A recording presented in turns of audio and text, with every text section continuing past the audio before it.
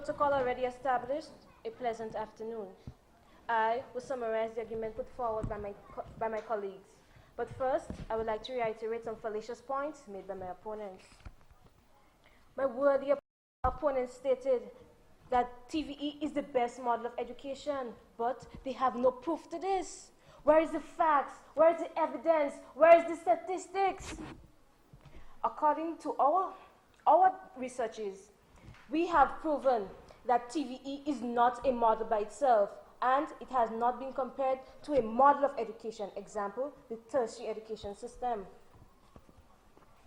My opponent said that TVE caters for industries as the cottage industry, but if they know economics, social studies, and principles of business as I do, they will know that these industries input small levels of growth in Grenada.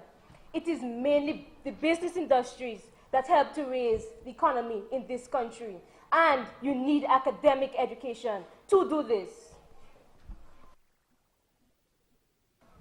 Honorable judges, the best model of education. Then, why has 21 secondary schools signed up for CXE Maths and English instead of electronics, home economics, clothing and textile, and mechanics? My colleagues and I have come to the conclusion that TVE can never be the best model of education for the development of our country. To begin with, TVE is not a model, as it does not satisfy all the components of an education system. And since it cannot satisfy the conditions necessary for the development of an individual, how can it ever satisfy the development of our country? Honorable judges, primary, secondary, and tertiary education are all qualified as model, but TVE can never, ever be a model, let alone the best. Secondly, UNESCO, United Nations, OECD, the World Bank, Education Psychologist Gardner, CDB. The aforementioned are the authorities who are qualified to make logical and rational decisions concerning education. They all agree that technical and vocational education must be an integral part of our education system. There must not be any distinction between academics and technical and vocational skills, or else the education system will fail to maximize the potential of individuals, and subsequently, any development that results will be unsustainable. To conclude, successful economies have access to a variety of qualified labor. Innovations of new products often result from the combination of both academics and technical and vocational skills.